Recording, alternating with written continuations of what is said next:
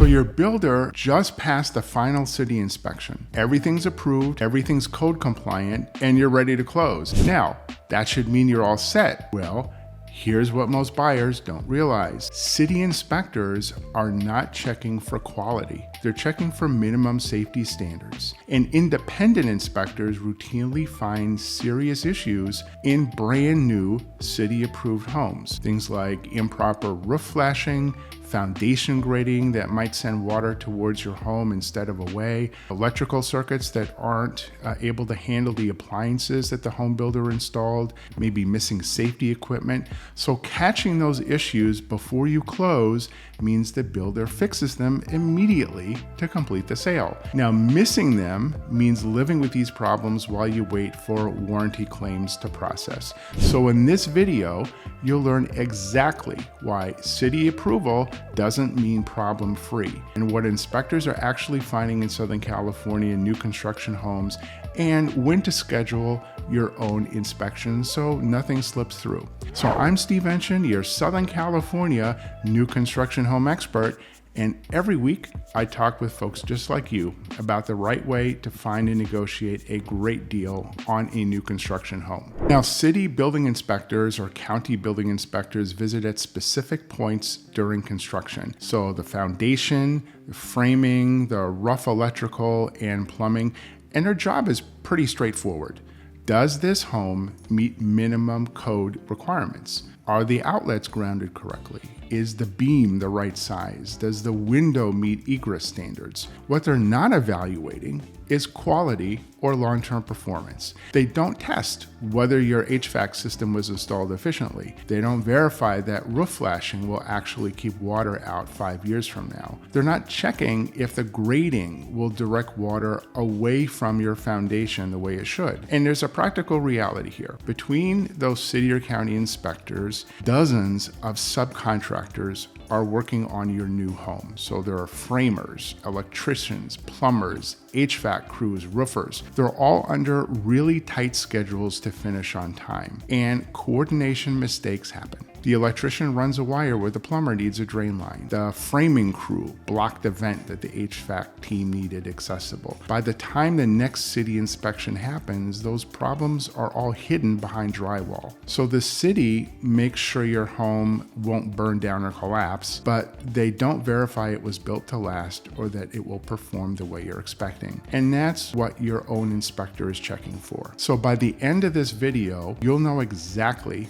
which inspections to schedule, when to do them, and what to look for in your own walkthroughs. Now, electrical issues are one of the most common findings because builders install high-end smart appliances on circuits that maybe weren't rated for the combined load. So the panel itself meets code, it passes inspection. But when homeowners are running the oven, the microwave, the dishwasher all at the same time, maybe the breaker trips. And that's really a workmanship problem, and the city or county inspector is not going to catch it because technically nothing really violated code. And foundation grading is another common one. So the inspectors are finding homes where maybe the slope is a little bit off and it directs water in some spots towards the foundation instead of away from it. And in Southern California's coastal and the hillside areas, that's really a problem waiting for the first heavy rain because water is going to pool up against the slab.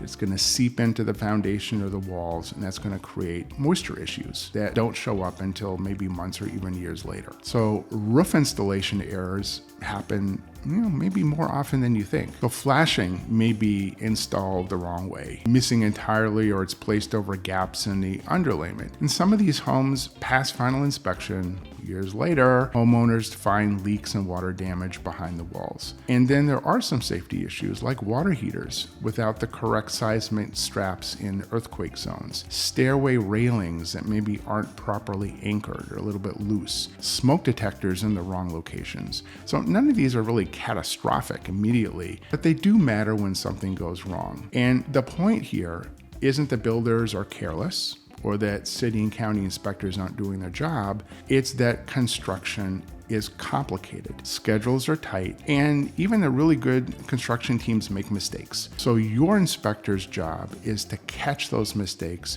before they become your financial responsibility years later when the warranty expires. So if you're looking at new construction in Southern California, I can walk you through the entire process. So from picking the right community and home to coordinating the design center and inspections, schedule a consultation with me using the link down below and we'll map out the process together.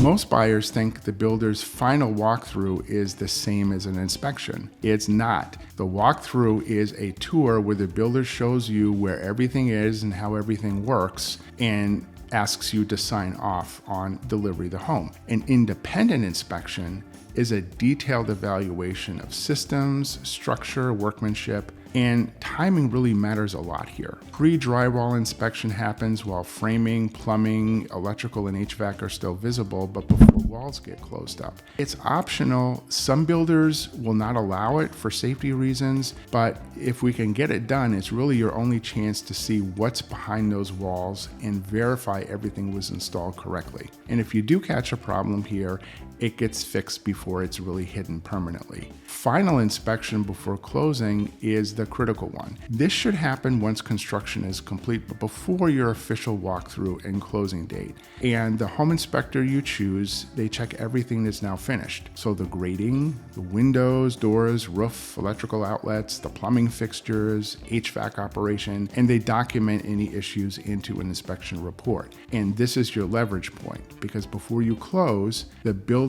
is contractually required to deliver a finished product. So they'll typically handle corrections of anything significant pretty quickly because they need the deal to move forward. And after closing, those same issues just become warranty claims. So there's more paperwork, longer timelines for you and for them, and there can sometimes be some disputes about coverage or what caused the problem. Now next, we have the 11-month warranty inspection. It's optional, but honestly, it's smart. Most builders are offering a 1-year warranty on workmanship and materials. That's actually required by the state law. It's not an act of generosity here. So an inspection at the 11th month gives you a time to document anything that's developed over your first year. So small leaks, settling cracks in the walls, inside and outside, any shifts in the drainage, problems with HVAC performance, and then you submit a warranty claim before the coverage expires. Because a lot of defects don't appear immediately. They show up after a rainy season, after running the air conditioning all summer, of course, after the home settles for a few months on its new foundation.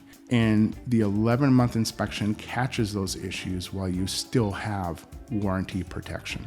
Now, not every home inspector understands new construction. You really need someone who knows modern building standards, understands the systems and materials used in today's homes, and has recent experience with new builds, not just resale properties that are much older. So if you're shopping for a home inspector, ask to see a sample report from a recent new construction inspection. A qualified inspector really should be able to show you what they check and how they document their findings and how the reports are formatted. You can use them for warranty claims. So if they can't provide examples or their reports are vague and generic, you know what, keep looking. Because equipment also matters. You want an inspector who uses moisture meters for detecting water intrusion, infrared cameras for finding insulation gaps or hotspots, and proper testing tools for verifying circuit loads and grounding. Because the right equipment makes a real difference in catching some of these hidden problems.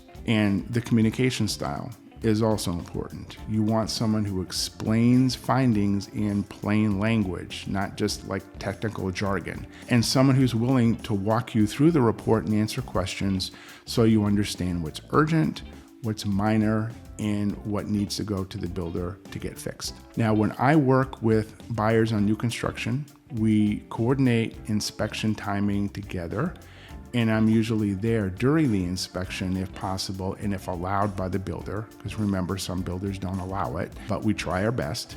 And we want to make sure that we're documenting everything properly and asking the right questions. And that way, when we bring issues to the builder, we have clear documentation and there's a plan for getting them resolved. Now, buying a new construction home should give you confidence, but that confidence comes from knowing exactly what you're getting, not just hoping everything was done right. And honestly, most builders in Southern California, they really do solid work and they stand behind it. But construction is complicated. Like I said, the timelines are tight and mistakes do happen. Happened with my own brand new home, so I know what it's like. So an independent inspection is really your insurance against those mistakes becoming financial burdens way down the road after your warranty coverage expires. So whether you're just exploring new construction or even already under contract, understanding the inspection process and knowing when to schedule each one will give you leverage and protect your investment. Now, if you want a complete breakdown of the new construction home buying process, remember to download my free new construction buyer's guide. Is on the link down here below in the video description, and it covers all different aspects of buying a new home, like inspection timing, what to negotiate in your contract, how builder agreements work, and what to watch out for at every stage. It's linked down in the description, and it'll walk you through everything step by step so you can move forward with clarity. So I'm Steve Enchin, and I work with new construction buyers across Southern California. So thank you for watching, and we will see you on the next video.